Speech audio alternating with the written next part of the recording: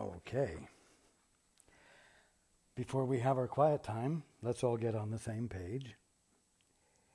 If you're in the Sparkly book, it's page 348, the first full paragraph. If you're in the second edition, it's page 301, paragraph 4, line 3. If you're in the first edition, it's page 280, the fourth paragraph, the third line. If you're reading from the JCIM, it's page 146, the fourth paragraph. And if you're reading from the CIMS edition, it's page 292, the last line.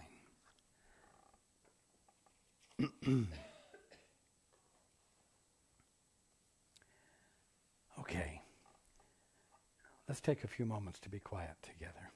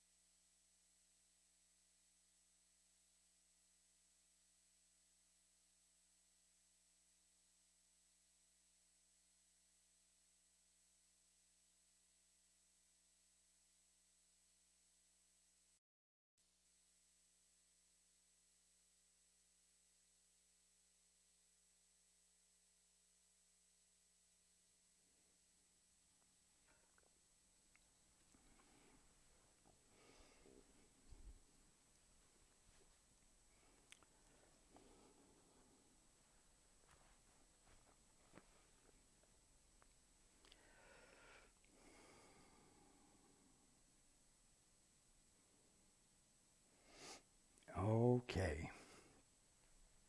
Good evening. And welcome to everyone who's joining us on the internet.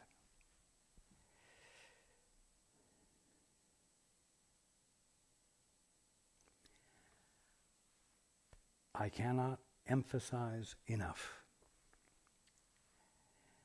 what a valuable asset each of you has in silence.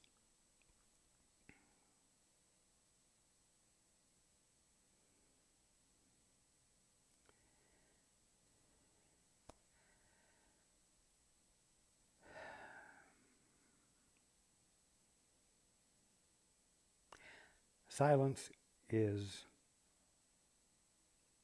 the threshold to home.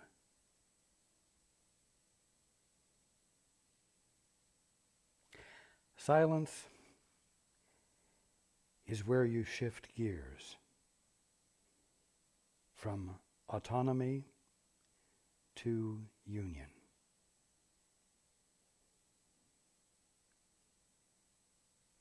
Silence is where you abandon what doesn't work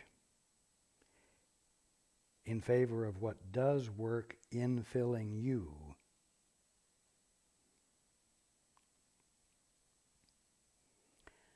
Silence is the act of giving permission.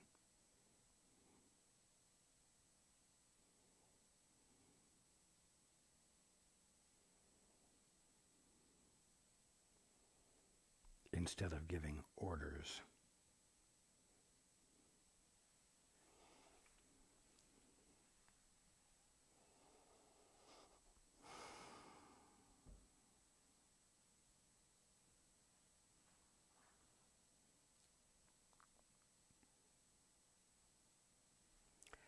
Now we've talked about choosing for your peace. We've talked about moving into the silence. And we've just recently explored the fact that when you unequivocally allow yourself to be still, without agendas, without willfulness, without the slightest indication, the slightest inclination to assert yourself all by yourself, something happens. Atonement.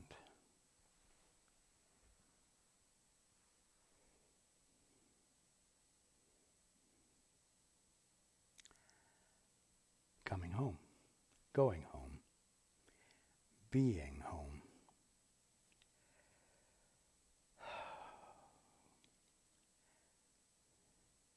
Now, when you dare to become silent in the way I just described, what happens? What is now absent that was before present, that before blocked the experience of atonement, of going home?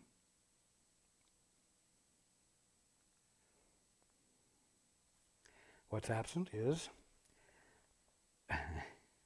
a self-assertive, declarative, authorizing presence.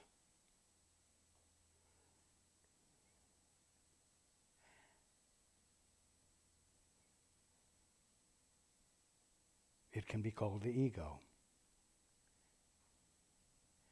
And so, when you go into the silence, you're abandoning everything that the word ego means. And more than the accepted psychological definition of ego.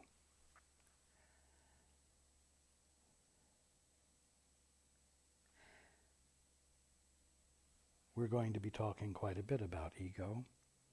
It could seem quite complicated.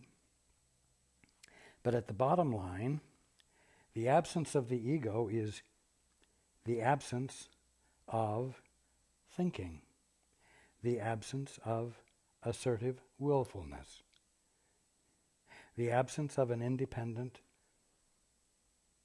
presence. That's all. It happens that that word, ego, does stand for a generally very unpleasant experience.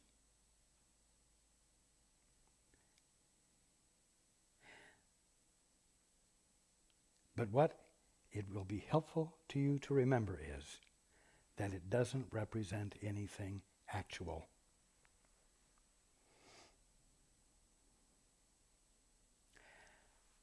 If any of you dare to become still, and you experience the silence, you discover something that although the awareness that you are is empty of driving purpose, of willfulness, of the need to assert itself, awareness is still present. You haven't disappeared. When the ego disappears, you, as conscious awareness, the presence of mind that experiences reality, is there. The ego that you thought was you, once it is absent, uncovers the actuality of you, the foreverness of you, the inviolability of you, the eternality of you, because you are still present. And in abiding in that place of silence, conscious, in other words, attentive, there will always be the spontaneous influx of illumination, clarification, understanding. That which is nothing more than your right mind begins to register with you when you're not there making so much static, so much noise that you couldn't hear it. And you come back into your right mind. And you remember God, and you remember who you are. And you remember who your brothers and sisters are.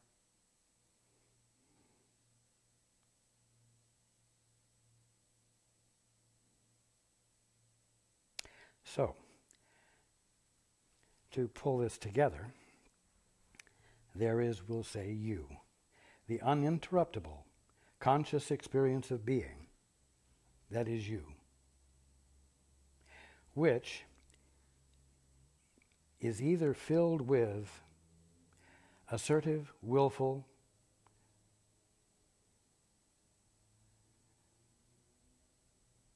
acts of authorship, or which is filled with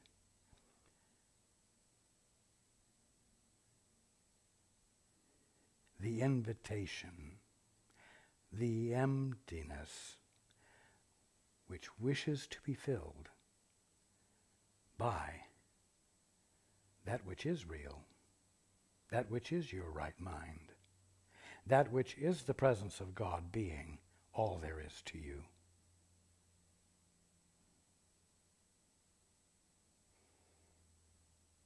And these two apparently different things each use time differently. And that's what we're going to read about. That's what we're going to discuss this evening. And so let's go into the book. The ego teaches that hell is in the future.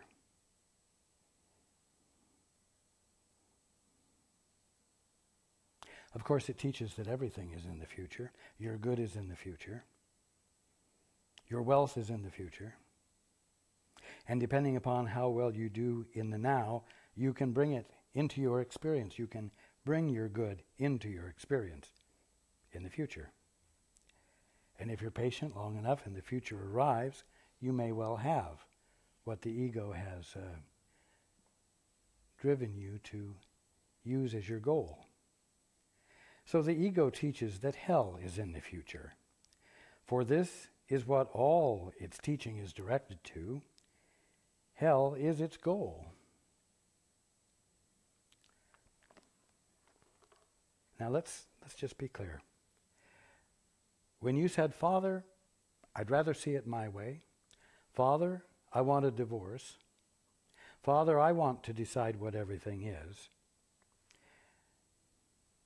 You pulled back from creation. You pulled back from your participation in creation and attempted to stand separate, which you can't do. And as we have discussed endlessly, in that act you created dissonance for yourself. Your innate sanity, with a capital S, set off alarms, if you will, which you called discomfort.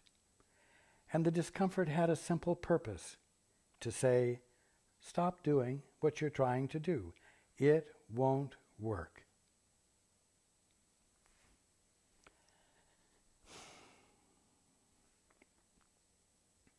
If you continued anyway, your existence became fraught with tension, fraught with problems, fraught with chaos and conflict. That's what it means when it says hell is its goal. It means that when you're attempting to do what is impossible, you have only one potential experience, and that is one of pain, one of discomfort, one of forever frustration, and on and on. Hell is its goal. You could say hell is its consequence. And if the consequence of something is what is inevitable, it is its goal. For although the ego aims at death and dissolution as an end, it does not believe it. You see, the goal of death, the suffering, the pain, the stress, the goal of death which it craves for you, leaves it unsatisfied. Everything that you go for in your daily life, without the Father, without joining with your source, without being aware that you have a source, is fraught with potential disappointment, and even inevitable disappointment somewhere along the line. Because doing things by yourself, trying to do the impossible, is something that will never embody fulfillment actually. That is the simple fact of it. Be willing to look at it. The simpler it is, and the clearer it is, the more quickly you will allow yourself to let go of a practice that isn't benefiting you. No one who follows the ego's teaching is without the fear of death. And I would say is not without the fear of everything negative, the fear of loss. I won't even go through the list.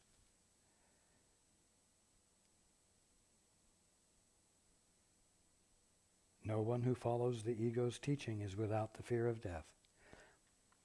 What is the ego's teaching? The ego's teaching is think, think, think. The ego's teaching is be actively independent. Make your own decisions. Learn through trial and what? Error. What works and what doesn't.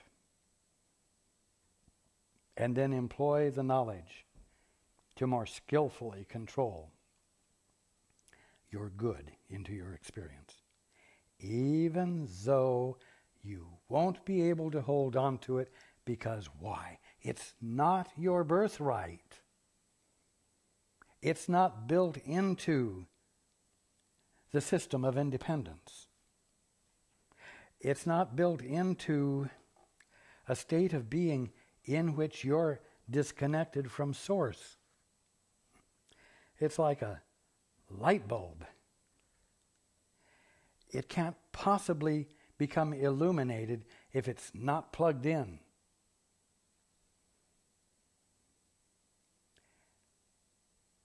As long as it's not plugged in, it's bound not to fulfill its purpose. Simple.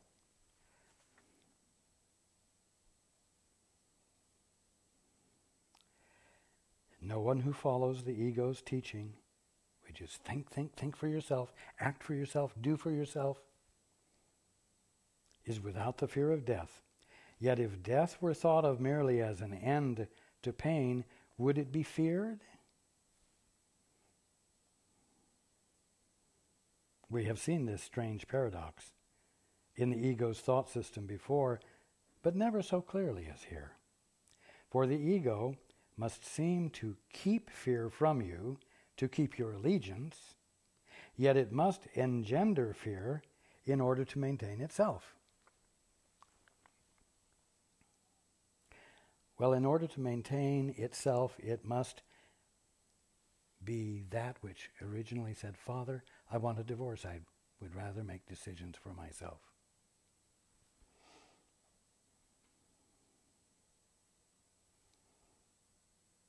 That act engendered fear. And in order to maintain its independence, it must keep fear going. It's that simple.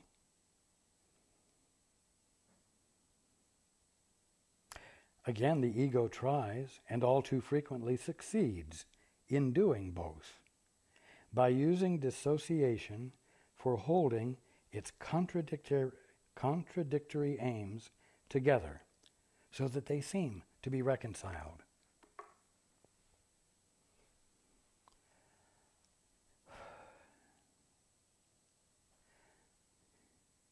You see, think for yourself and be independent.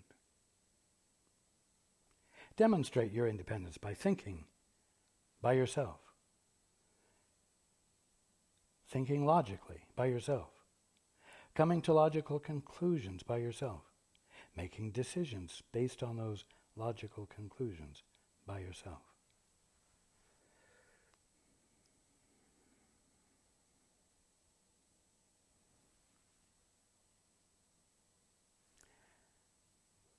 You know when you do that you're uncomfortable. There is tension, there is fear, there is doubt.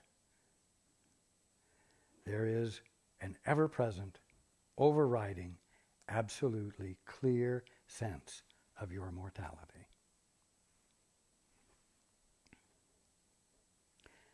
Now,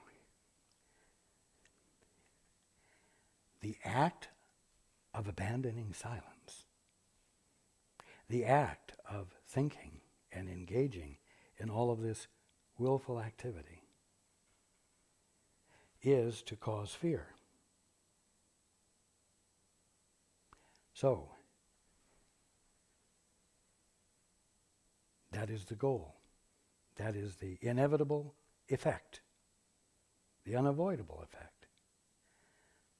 Well now, how to keep you doing something that has such an unavoidable or unavoidably disastrous ending?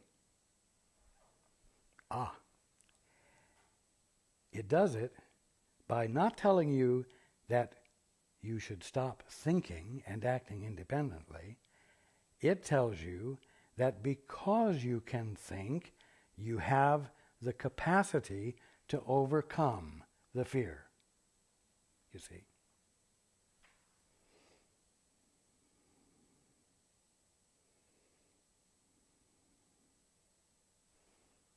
So it holds its contradictory aims together. The one aim is to keep you in a state of ongoing conflict. And the other is to keep you from abandoning it by suggesting to you that the very thing that is creating the conflict can be used to overcome it. You see? It covers its you-know-what from both directions.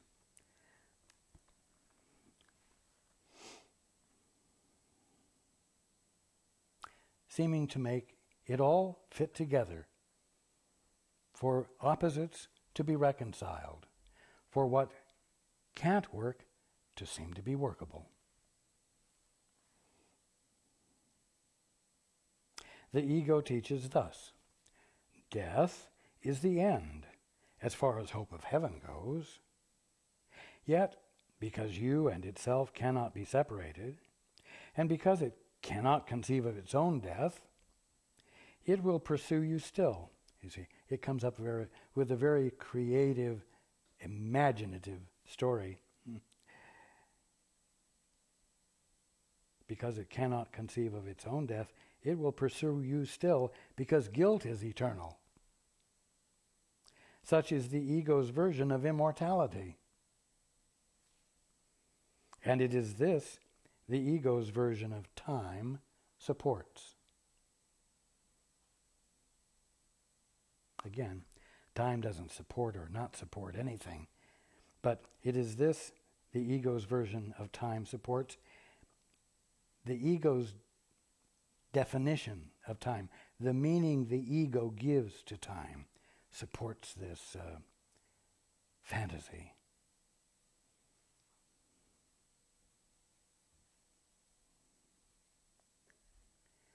And when you don't realize that the solution is so simple, that all you have to do is stop thinking, that all you have to do is to go into the silence.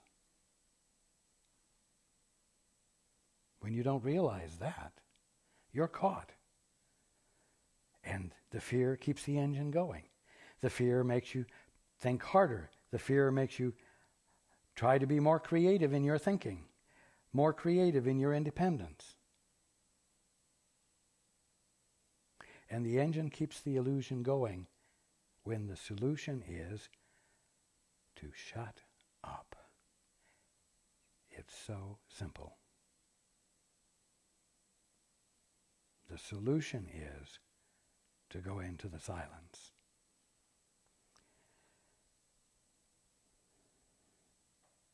The ego teaches that heaven is here and now because the future is hell.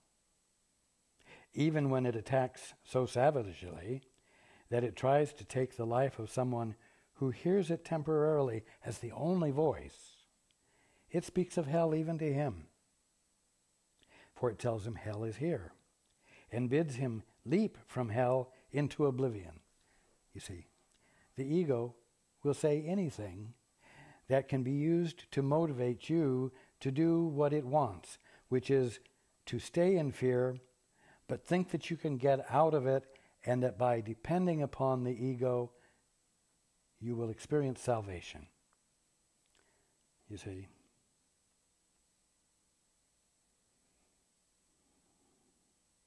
The ego teaches that hell is in the future, and the ego teaches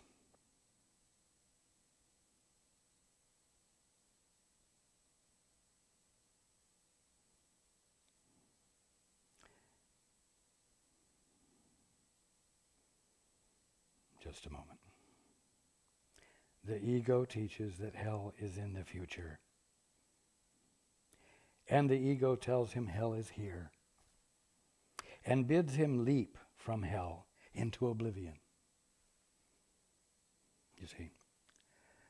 And to those who are caught up in the need to be actors, those taking action, those being authoritative and exercising authority, it's very hard not to take the direction when the ego says that hell is here and bids him leap from hell into oblivion. Yes, yes, do anything to get out of the dire straits that I'm in, to get out of the hell I'm in. I've got to do something. I have to take action. When the exact opposite is the answer. Value your peace. Value this incredible asset, which is yours, which is silence, stillness. No matter how rugged things become, the answer still is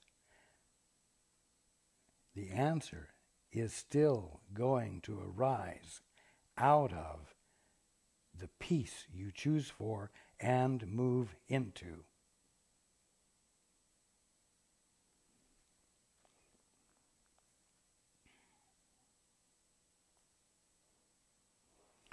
The only time the ego allows anyone to look upon the only time the ego allows anyone to look upon with some amount of equanimity is the past. The ego uses time, the present, and the future to scare you to death and manipulate you. But the past, it will allow you to look upon with some amount of equanimity. And even there, its only value is that it is no more. Now, again, we're talking about the ego does this and the ego does that. What that means is that the thinking processes that you identify as a self, that which disappears when you genuinely let yourself into the silence,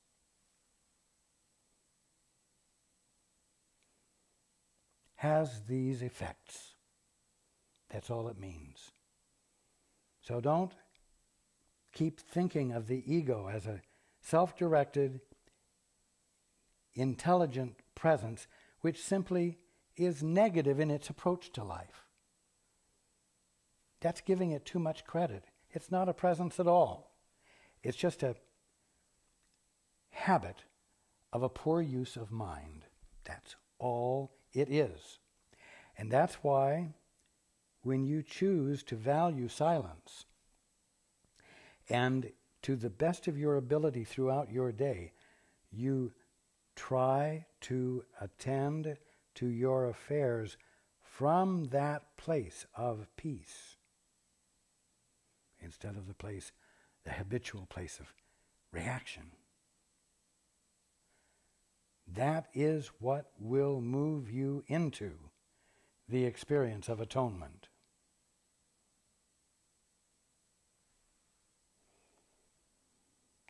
Again, it's that simple.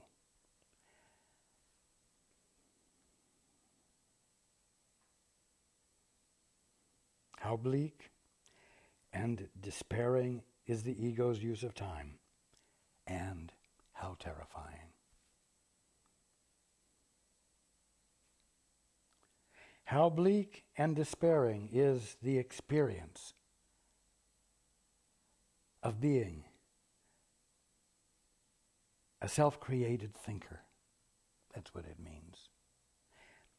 Bring it into these terms so that it will begin to be easier for you to lay down that use of your mind and lay it down in the middle of your daily activities, in your so-called secular life.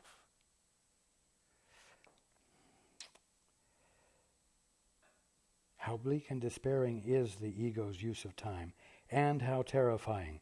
For underneath its fanatical insistence that the past and future be the same is hidden a far more insidious threat to peace. And I'm going to add, which it won't divulge to you. The ego does not advertise its final threat, for it would have its worshippers still believe that it can offer the escape from it. In other words, the thinking mind would offer that it can provide you escape from your problem, the ultimate threat, through the use of your thinking, your capacity to think. But the belief in guilt, and here's the secret that the ego would keep from you. The belief in guilt must lead to the belief in hell, and always does.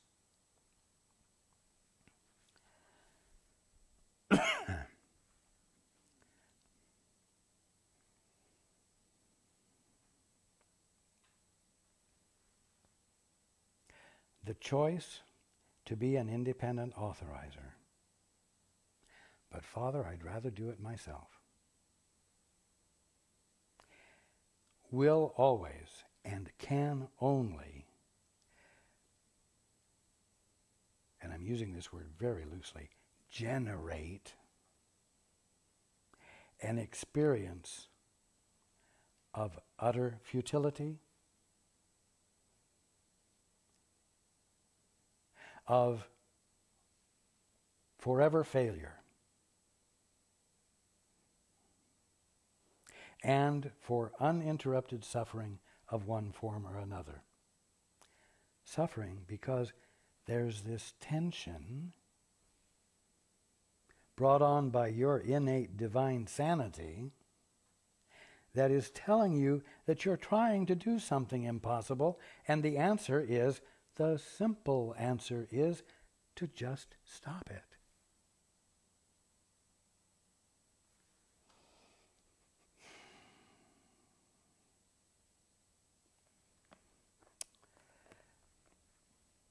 The only way in which the ego allows the fear of hell to be experienced, the fear of hell, not hell itself, is to bring hell here, but always as a foretaste of the future. For no one who considers himself as deserving hell can believe that punishment will end in peace.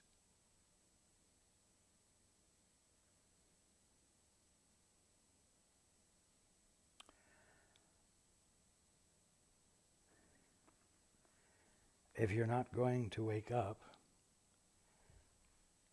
this is all you're faced with. If you're not going to break the habit, if you're not going to get off the merry-go-round, then put this book away. Leave God outside and live this thrilling life, from which you manage to get a few thrills, a little bit of excitement, and occasional pleasure. Or do the simple thing. Just do the simple thing. Choose for your peace.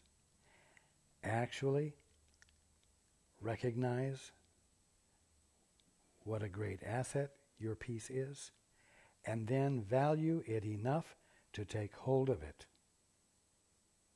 to do what brings it into your conscious experience. And then consistently and persistently be, quote, in the world from there. Because it's only in this way that, quote, the world, unquote, will become revealed to you as heaven, misperceived by you as, quote, the world, not heaven, when you were defining everything yourself and being an independent, sourceless thinker.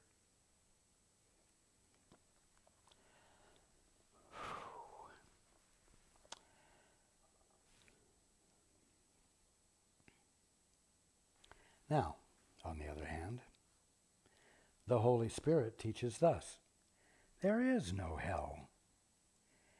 Hell is only what the ego, the horrible ego? No, the act of thinking, just simply the act of thinking on your own. Hell is only what the ego has made of the present. Hell is only what the process of independent thinking has made out of the kingdom of heaven, the present. The belief in hell, the belief in all the definitions that you have come up with and that your ancestors came up with and passed on down to you, is what prevents you from understanding the present, meaning the kingdom of heaven, because you are afraid of it.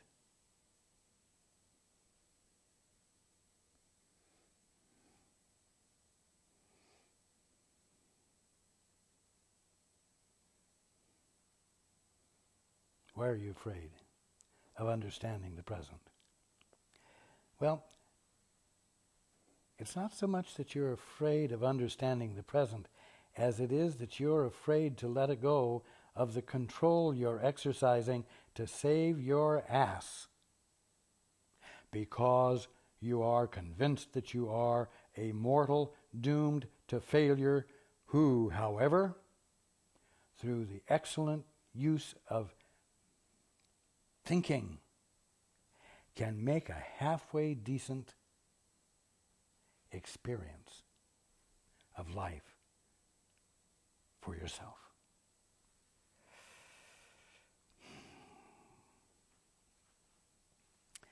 And you are afraid to embrace the sense of vulnerability that you are sure you'll be faced with if you abandon the control, if you go into the silence without an agenda. Without an agenda, you can't afford to be without an agenda. Everyone else with their agendas will override you in your weakness, in the absence of your strength and the strength of your agenda for yourself to survive.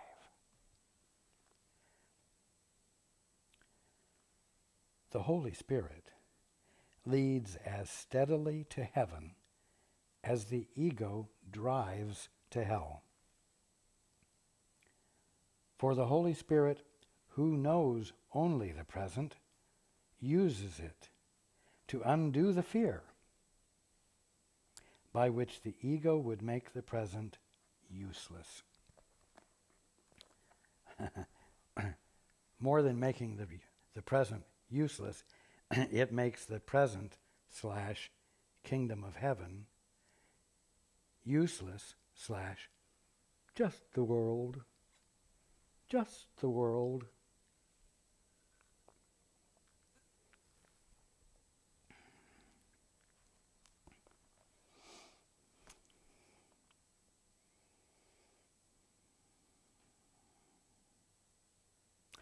There is no escape from fear in the ego's use of time.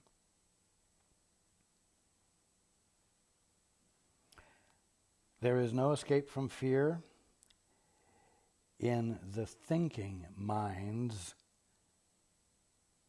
use of time.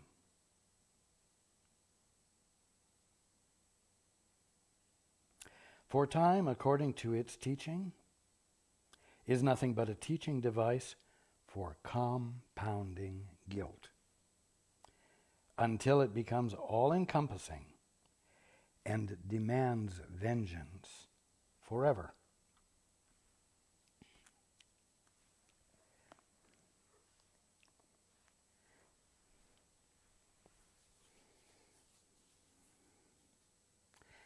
Now there is a God,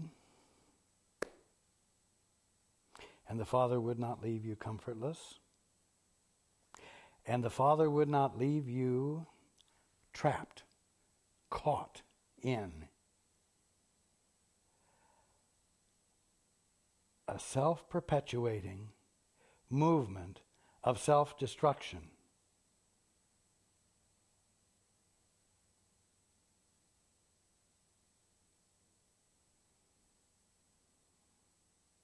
Whose whole purpose and function is to accomplish its goal.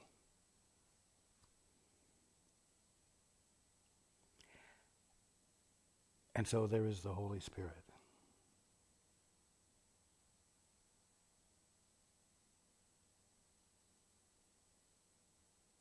And there are those teachers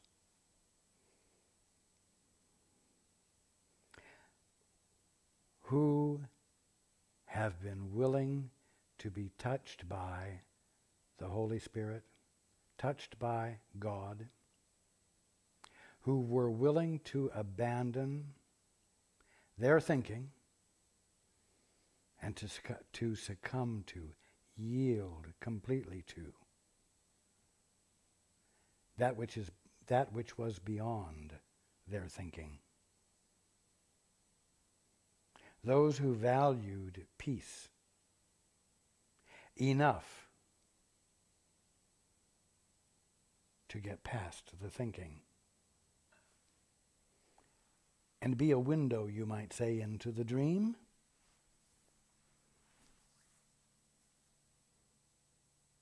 So that the truth might be presented and register with you, so that you will not be caught in a self-defeating movement with an inevitable and unavoidable ending.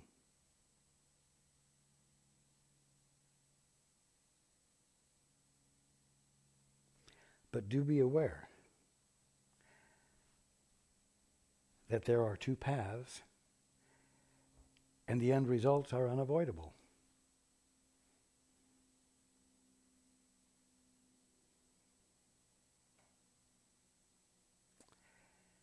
What do I mean by that? Do I mean that the ego, or do I mean that evil is as powerful as God and could in the end be victorious, accomplish absolute self-destruction? No, I don't mean that, because it couldn't, because it isn't real. And that's one of the reasons that you need to hear and know that there is an answer to it, that it isn't inevitable, that it is not actual, as in actually an actually created presence, and that you do not have to be bound to it, and that you have a choice and can make a choice for that which is inevitable and will succeed, if I may put it that way, will bear truth, bear witness to the truth, uncovering it completely.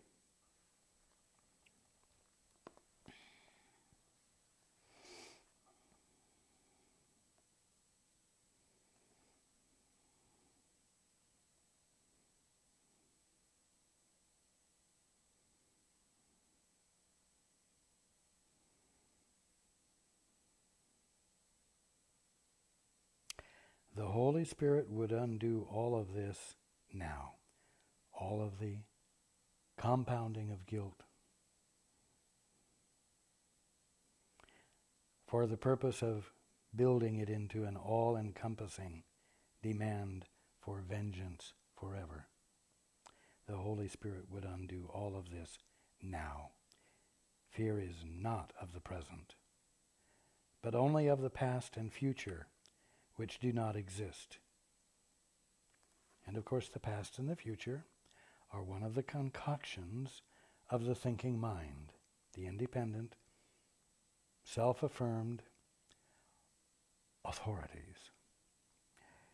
There is no fear in the present when each instant stands clear and separated from the past. Now I know that makes it sound as though it stands clear and separated from the past, and so there are two things. But I promise you that when you allow yourself to be still, present in the moment, without memory, then your full conscious awareness of the moment is just that, full conscious awareness of the moment.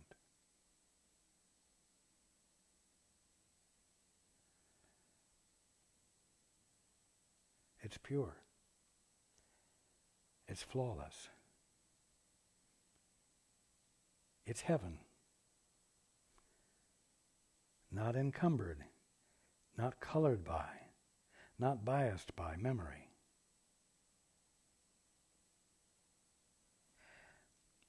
It's you being in the moment with God. Let's say it's you being in the movement with God. Co-creators, if you will.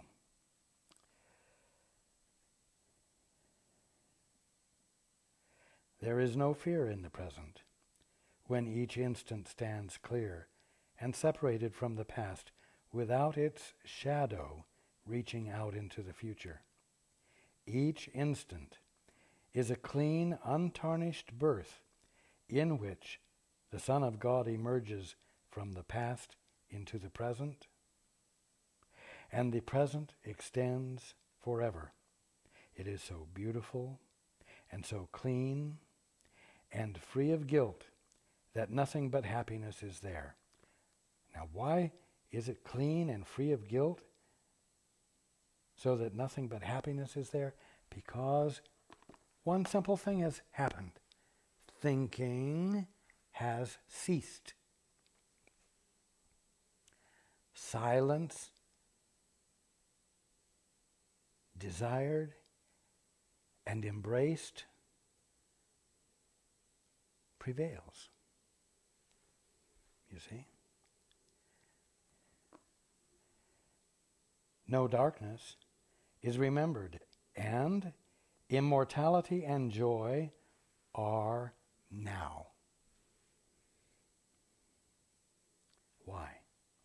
Because silence has been valued and embraced.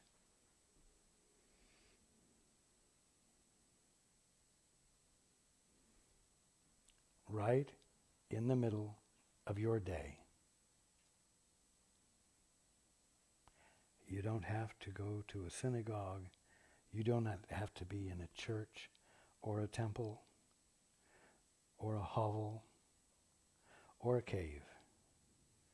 You can be in any one of those places and any of all of the rest of the places in the universe that you can get to. The point is to be present in the now, thoughtlessly, in the silence.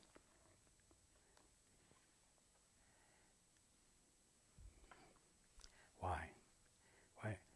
Because you want to experience more than you presently know.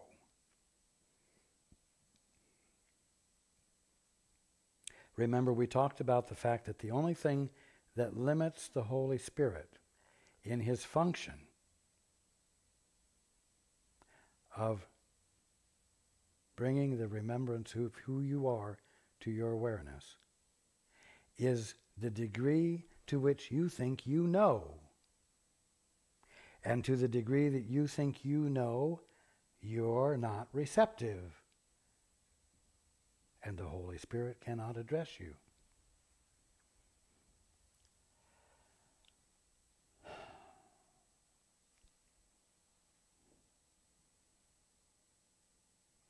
So the key is to value not knowing. The key is, let's turn it a little bit to make it more inviting. The key is to want to know more than you presently know. As I've said before, what is the more of God that is here in what I see? What is it of actual creation that is here for me to see in everything that I thought was just the world? That curiosity constitutes opening the door of your mind to go beyond what you presently know.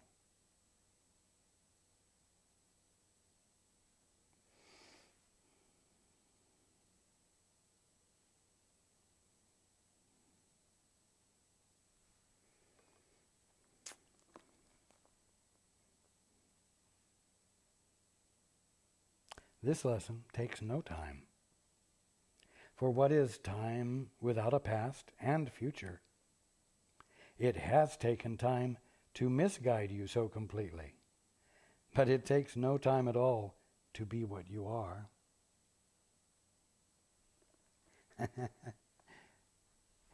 It takes no time to be what you are. If there's anything that will take time, it is how long it takes you to stop being what you aren't.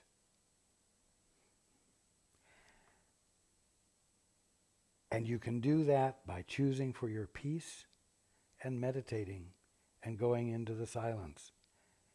And valuing the silence more than just a means of lowering high blood pressure or having a moment of transcendence, of escape from this place, where you can come back to this place and tolerate it a little bit better because of the bliss you experienced. It's more than that. It's not a temporary salve, silence isn't. It is the threshold of atonement. It is the threshold of understanding. It is the threshold of discovering the kingdom of heaven all around you now, today, here, quote, in the world, unquote.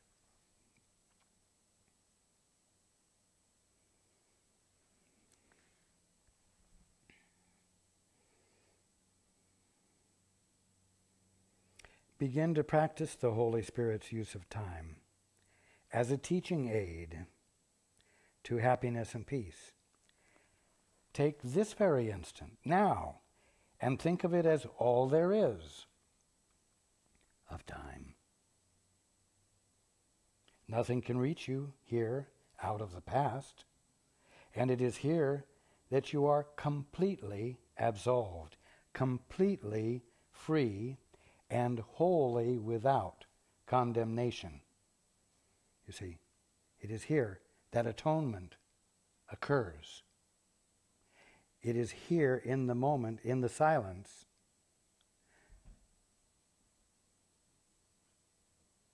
that you wake up. Value it.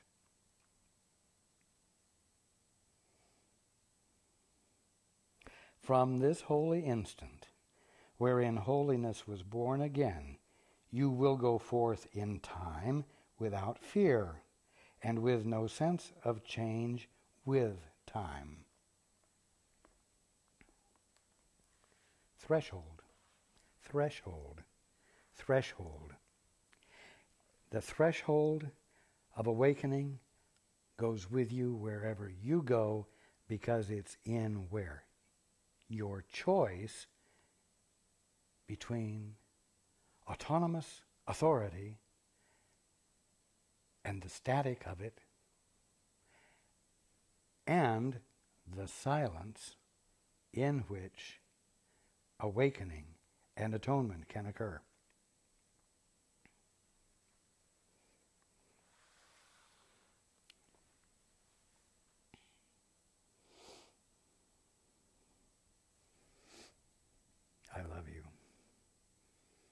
love you. I love all of you, including all of you who are joining us on the internet.